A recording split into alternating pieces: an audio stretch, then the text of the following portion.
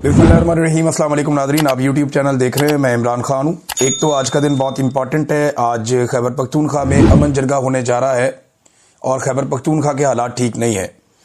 एक SHO जिसे अगवा किया गया था उसे कत्ल कर दिया गया है। ये एक बहुत अफसोसनाक वाक़या है जो पेश आया खैबर पख्तूनख्वा में। और 2 रोज़ कबल जो है वो बन्नू से अगवा किया गया था SHO को, उसे शहीद कर दिया गया। इसके अलावा एक मुबैना तौर पे अटैक हुआ है वाना में कैडेट कॉलेज पे। वहाँ पे कोई जानी नुकसान नहीं हुआ, कोई ज़ख्मी नहीं हुआ और इतला के मुताबिक तमाम दहशतगर्दों को कत्ल कर दिया गया है। मैंने उसके मनाज़िर देखे। मैं सीरियसली आपको बताऊं तो मुझे ऐसा लगता है कि उसको दोबारा फिल्माया गया है, शायद इसलिए ताकि जो इंटेंसिटी है वो लोगों को पता चले। क्योंकि मैंने बहुत सारे दहशतगर्दी के वाक़यात और ऑपरेशंस कवर किए हैं, बहुत सारे, इतने सारे कि मैं 2 मरतबा बम धमाकों में ज़ख्मी हुआ, कई मरतबा मैं मरते मरते बचा। मैं खुद कैमरा लेकर अपने हाथ में कैमरा पकड़ के मैं कवरेज करता रहा हूँ। हम प्रोफेशनल लोग हैं, हम जानते हैं, सारी ज़िंदगी हमने ये काम किया है। मेरा तकरीबन 20 साल का एक्सपीरियंस है इसी जर्नलिज्म में। तो बहुत सारे ऑपरेशंस मैंने कवर किए हैं।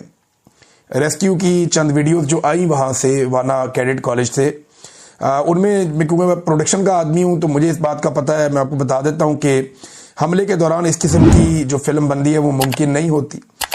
जिस तरह के मनाजिर हैं बच्चों को रेस्क्यू करने के, ये वाक़े के बाद किसी ड्रिल के तो हो सकते हैं, लेकिन ये उस वाक़े के दौरान के नहीं हो सकते। मैं ये नहीं कह रहा कि वाक़या नहीं हुआ, लेकिन मैं ये कह रहा हूँ कि हो सकता है कि ये जो मनाजिर हैं ये बाद में फिल्माए गए हों या ये उससे मुत्तसल किसी और इलाके के हों, क्योंकि बहुत ही स्टैटिक थे। कैमरामैन खुद किस मुकाम पर खड़ा, एक बहुत बड़ा सवाल था, बहुत अजीब लग रहा था। हो सकता है कि हमला खत्म होने के बाद ये वीडियो बनाई गई हो, लेकिन क्योंकि इस वीडियो में वो अर्जेंसी नहीं थी, वो अफरा तफरी, वो इमरजेंसी नहीं थी जो नॉर्मली ऐसे मुकाम पे होती है। बहरहाल आज एक बड़ा दिन ये है कि खैबर पख्तूनख्वा में अमन जरगा हो रहा है। इस जरगे में जो शमूलियत है पॉलिटिकल पार्टियों की, स्टेक होल्डर्स की, वो बताएगी कि ये कितना इंपॉर्टेंट जरगा है। फिर इसके अंदर जो फैसले आएंगे और इसका जो एलामिया जारी किया जाएगा, अब जब हम नेक्स्ट वीलॉग करेंगे तो आप सुनेंगे कि इसका एलामिया क्या है जो बहुत इंपॉर्टेंट है। वो एलामिया मैं आपके साथ शेयर करूंगा और वो एक रुख का तयन करेगा कि खैबर पख्तूनख्वा की हुकूमत वफाक के साथ मिलकर इस दहशतगर्दी से कैसे निमटना चाहती है या निमटने का रास्ता क्या है। ये इशू तो बन गया, लेकिन गुज़िश्ता रात मैं एक अजीब चीज़ आपको बताता हूँ। मुझे बड़ा अफसोस हुआ देखकर कि जश्न का समा था, जश्न चल रहा था, सेलिब्रेशन हो रही थी 27वीं आईनी तरमीम की। सरदारी साहब ने तमाम जो जमातें हैं इत्तेहादी, उन्हें बुलाया हुआ था, इशाइया हो रहा था, दावत हो रही थी, जश्न हो रहा था। वज़ीर आज़म वाज देयर और सदर भी वहाँ थे, बाकी लोगों को भी बुलाया गया था। तो किस बात का ये लोग जश्न मना रहे थे? यानी कल का दिन इतना अफसोसनाक था कि एक तो वाना में हमले की बड़ी खौफनाक कोशिश हुई, इस्लामाबाद में खौफनाक धमाका हुआ जिसमें 30 के करीब लोग जख्मी और 12 अफराद जाँ बहक हो गए। अब दिल्ली के अंदर 8 लोग मारे जाते हैं तो पूरे मुल्क में ऐसा लगता है सन्नाटा है। उनका मीडिया सिर्फ इसी पे बात कर रहा है और पूरी हुकूमत इसी पे बात कर रही है। प्राइम मिनिस्टर से लेकर नीचे तक सब इसके ऊपर जुड़े हुए हैं और वो उसको एक ऐसे वाक़े के तौर पे ले रहे हैं जिसने पूरे इंडिया को हिलाकर रख दिया। 1.5 अरब का लगभग वो मुल्क होने वाला है और वहाँ पे 8 लोगों की मरने पे इतना वबीला मचता है। धमाके के बाद पाकिस्तान में हमारे कैपिटल के अंदर 12 लोग जो हैं वो जाँ बहक हो जाते हैं, शहीद हो जाते हैं और उसी रात वहाँ पे एक इशाइया किया जाता है। इरफान सिद्दीकी साहब का इंतकाल हुआ। PMLN को कम से कम ये तो कहना चाहिए था कि इरफान सिद्दीकी साहब के लिए रुक जाइए, अभी हम सोग में, हम 1 आधे दिन के बाद या 2 दिन के बाद ये कर लेंगे, लेकिन ऐसा नहीं हुआ। कुछ लोगों ने यह भी आवाज़ उठाई कि खैबर पख्तूनख्वा के वज़ीर आला ने कहीं क्रिकेट खेली है जाकर, उन्हें वो नहीं खेलनी चाहिए थी जब दहशतगर्दी हो रही थी। तो ये अब दूसरी तरफ से लोग ये बात कर रहे हैं। लेकिन आज का जो एक जरगा है, बड़ी खबर तो वहाँ से आएगी कि खैबर पख्तूनख्वा की हुकूमत इन वाक़यात के बारे में क्या सोच रही है और वहाँ के जो स्टेक होल्डर्स हैं वो मिलकर क्या चीज़ें तय कर रहे हैं। नाज़रीन, 3 जगहों पे इस वक्त रेड अलर्ट है, हाई अलर्ट है। 3 ऐसे दारुल हुकूमत हैं, एक दिल्ली इंडिया का दारुल हुकूमत, एक इस्लामाबाद पाकिस्तान का दारुल हुकूमत और एक काबुल अफगानिस्तान का दारुल हुकूमत। خطے میں ایک بڑی تناؤ کی کیفیت پیدا ہو گئی ہے، خاص طور پہ 2 حملوں کے بعد۔ ایک انڈیا میں جو کار کا حملہ ہوا ہے، جس کو وہ گریجولی پاکستان کی طرف آہستہ آہستہ موڑ رہے ہیں، وہ اس حملے کو اٹھا کے کشمیر تک تو پہنچ گئے ہیں، اب وہاں سے انہوں نے پاکستان میں اس کا کھرا داخل کرنا ہے جو ان کی عادت ہے۔ دوسرا، پاکستان کے وزیر خارجہ نے اسلام آباد میں ہونے والے اٹیک کے اوپر وزیر دفاع نے، خواجہ آصف نے براہ راست افغانستان کے اوپر الزام لگا بھی دیا ہے، اور انہوں نے کہا جی کہ افغانستان نے پالیسی کے تحت کیا ہے، یہ ان کی پالیسی ہے اور اس طرح کے دھماکوں سے وہ دباؤ بڑھاتے ہیں۔ یہ بڑا سنگین الزام ہے جو افغانستان کے اوپر لگ گیا ہے۔ اب ان تینوں ملکوں میں جو دکھائی دے رہا ہے وہ یہ دکھائی دے رہا ہے کہ ایک تناؤ پیدا ہو گیا ہے۔ دیکھیں، پاکستان کے اندر جو دہشت گردی ہے اس کو افغانستان کی حکومت نے یا ان کے طالبان نے نہیں روکنا۔ پاکستان کے اندر جو دہشت گردی ہے وہ پاکستان کی سیکیورٹی فورسز نے روکنی ہے، ہماری انٹیلیجنس نے اسے ناکام بنانا ہے، جبکہ ہم نے افغانستان کے ساتھ یہ معاملہ طے کرنے ہیں، ان کے ساتھ بٹھا کر بات کرنی ہے، دباؤ ڈال کر، سختی سے، نرمی سے، جیسے بھی ہم نے کرنا ہے۔ افغانستان کو آن بورڈ لینا ہے دہشت گردی ختم کرنے کے لیے، نہ صرف پاکستان میں بلکہ افغانستان میں بھی۔ ایک بات آپ یاد رکھیے گا کہ اگر انڈیا، پاکستان اور افغانستان کے بیچ میں لڑائی ہوتی ہے تو اس کی بینیفیشری جو ہیں وہ تینوں ملکوں کے جرنیل ہوں گے۔ اگر ایک مختصر لڑائی ہوتی ہے، میں لمبی لڑائی کی بات نہیں کر رہا، 2 4 5 دن 6 دن کی ٹک ٹک لگتی ہے، اگر ہفتہ 2 ہفتہ، تو جرنیل جو ہیں وہ تینوں ملکوں کے اس کے بینیفیشری ہوں گے، اور تینوں ملکوں کے جو فاشسٹ حکمران ہیں وہ بھی اس کے بینیفیشری ہوں گے، کیونکہ لڑائی میں لوگوں کو بیوقوف بنانا بڑا آسان ہوتا ہے۔ انڈیا کہے گا ہم جیت گئے، پاکستان کہے گا ہم جیت گئے، اور افغانستان کہے گا ہم جیت گئے۔ تو اس طریقے سے تینوں ملکوں کے لوگ جو ہیں وہ اپنے اپنی لوگوں کو بیوقوف بنانے کی کوشش کریں گے۔ جو تینوں ملکوں کے حکمران ہیں وہ یہی کریں گے، اور یہی ہم ماضی میں بھی دیکھتے رہے ہیں۔ ناظرین، خواجہ آصف نے ایک بات کی ہے، میں وہ بات آپ کے سامنے رکھنا چاہتا ہوں، پھر میں آپ کو لے کر جاؤں گا آئینی ترمیم والے معاملے پہ۔ اب وہاں پہ جج صاحب کا جو ایک سٹیٹمنٹ ہے وہ بہت بڑا سٹیٹمنٹ، الارمنگ قسم کا ہے، جو جج صاحب نے خط لکھا اس میں۔ اچھا، اس میں نا جو خواجہ آصف صاحب کا بیان ہے وہ کہتے ہیں میں آج جو کچھ کر رہا ہوں مجھے نہیں پتا کہ یہ ٹھیک ہے یا غلط ہے، کیونکہ میرے پاس اس کے اثرات جاننے کی سہولت نہیں ہے، مجھے نہیں پتا کل اس کے نتیجے میں کیا ہوگا، لیکن 40 سال بعد تاریخ دان بتائیں گے کہ یہ صحیح تھا یا غلط تھا۔ جنرل ضیاء نے آج سے 40 سال پہلے جو کچھ کیا وہ غلط تھا، میں اس پر تنقید بھی کرتا ہوں۔ آج میرے والد اس کی کابینہ کا حصہ تھے، لیکن ان کے پاس بھی سہولت میسر نہیں تھی، اس لیے انہیں پتہ نہیں تھا کہ وہ غلط کر رہے ہیں ٹھیک کریں۔ تو خواجہ آصف صاحب، یہ نا آج کل کے دور میں اسکول کے، یونیورسٹی کے، کالج کے بچے کو پتا ہوتا ہے کہ صحیح کیا اور غلط کیا ہے۔ کچھ اصول ہیں جو دنیا نے پوری نے وضع کر دی ہیں، کچھ تو ہمارے اسلام کے اصول ہیں، ان سے آپ دور نہیں جا سکتے، انسانی اخلاقی اصول ہیں، ان سے آپ نہیں دور ہٹ سکتے جو آپ لوگوں نے چھوڑ دیے، اور کچھ بنیادی اصول ہے۔ نمبر 1 یہ ہے کہ مینڈیٹ کا احترام آپ کو ہر حال میں کرنا چاہیے، اگر آپ نہیں کر رہے تو آپ غلط کر رہے ہیں۔ میرٹ ہونا چاہیے، جو یہاں پہ نہیں ہے تو آپ غلط کر رہے ہیں۔ قانون کی حکمرانی ہونی چاہیے، پاکستان میں قانون کی حکمرانی نہیں ہے، لیول پلینگ فیلڈ بھی نہیں ہے، تو اس کا مطلب ہے آپ غلط سر کھڑے ہیں، غلط کر رہے ہیں۔ آئین کے اوپر عمل درآمد ہونا چاہیے، فرد واحد کے لیے آئین تبدیل نہیں ہونا چاہیے، جو آپ کر رہے ہیں تو غلط کر رہے ہیں۔ پھر اپنے حلف سے کسی کو غداری نہیں کرنی چاہیے، جو پاکستان کی ملٹری اسٹیبلشمنٹ کر رہی ہے وہ بھی غلط کر رہی ہے۔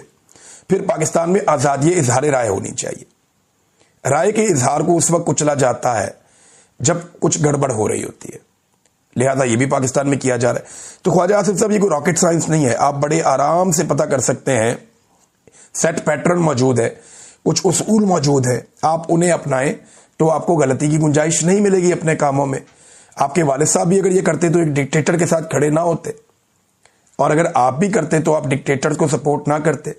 آپ خود اپنے منہ سے کہتے ہیں کہ میں ایک ہائیبرڈ نظام کا، یعنی دوگلے نظام کا سپورٹر ہوں، تو جو چیز دوگلی ہوتی ہے وہ ٹھیک تو نہیں ہوتی نا۔ تو خواجہ آصف صاحب نے یہاں پہ ان کی میں تھوڑی تصحیح کر دوں، معاملہ یہ ایسے، اطہر اللہ صاحب نے یہ جو خط لکھا نا 27ویں آئینی ترمیم کے حوالے سے، اس میں انہوں نے 2 بڑے خوفناک حقائق بیان کیے، یہ انکشافات ہیں، اور دونوں انہوں نے چیف جسٹسز کے حوالے سے کہے کہ 2 ایسے چیف جسٹس تھے جنہوں نے اطہر اللہ صاحب کو یا ججوں کو بتایا کہ ہم کہاں پہنچ گئے۔ ایک چیف جسٹس نے کہا کہ جبری گمشدگی کا جو رجحان ہے وہ میرے دروازے تک پہنچ چکا ہے، یعنی میرے اپنے بندے اغوا ہو رہے ہیں، جبری طور پہ لاپتہ کرنے کا رجحان मेरे दरवाजे तक पहुंच चुका है, अंदाजा कीजिए आप। और दूसरे जो चीफ जस्टिस हैं, जो गालिबन काजी फायद ईसा थे, उन्होंने बताया कि मार्शल लॉ के निफाज को मैं रोक रहा हूं, वो आएंगे और हमें घर भेज देंगे। अंदाजा करें आप, यानी एक चीफ जस्टिस मिलिट्री से इतना डरा हुआ था कि वो ये कह रहा था कि मैं मार्शल लॉ को रोक रहा हूं, नरमी पैदा करके मखसूस नशिस्तें अपोजिशन जमातों में या उन जमातों में जो हारी हुई हैं उनको बांट के, पीडीएम की जमातों में बांट के मैं फौज को मार्शल लॉ लगाने से रोक रहा हूं, और अगर हमने उनकी बात ना मानी तो वो आएंगे और हमें घर भेज देंगे। अंदाजा करें इस लेवल पे जजेस पहुंच गए। तो पाकिस्तान का अल्लाह हाफिज जो इन्होंने पाकिस्तान के साथ कर दिया है। जावेद हाशमी साहब ने एक बड़ा सख्त स्टेटमेंट जारी किया है, मैं आपके सामने रख देता हूं। उन्होंने कहा जी 27वीं आईनी तरमीम इस मुल्क के आइन पर एक बदनुमा दाग है। ये सरजमीन बेआइन हो चुकी है जहां जमीर बेचकर लोग हाइब्रिड निजाम का हिस्सा बनते हैं। सवाल यह है कि हमें जो पाकिस्तान 14 अगस्त 1947 को मिला था वो कहां गुम हो गया। आज का पाकिस्तान आधा मफलूज और टुकड़ों में बटा हुआ है, जिसका जिम्मेदार अस्करी क़यादत और बिके हुए सियासतदान है। आसिफ मुनीर, याद रखो, जब अल्लाह एहतसाब करता है तो ना ताकत बचाती है, ना ओहदा, ना वर्दी। मकाफाते अमल से कोई नहीं बच सकता, तुम भी नहीं। ये जावेद हाशमी साहब ने फरमाया। फिर इन्होंने कहा जी कि कभी कोई जर्नैल किसी दूसरे जर्नैल का एहतसाब नहीं करेगा।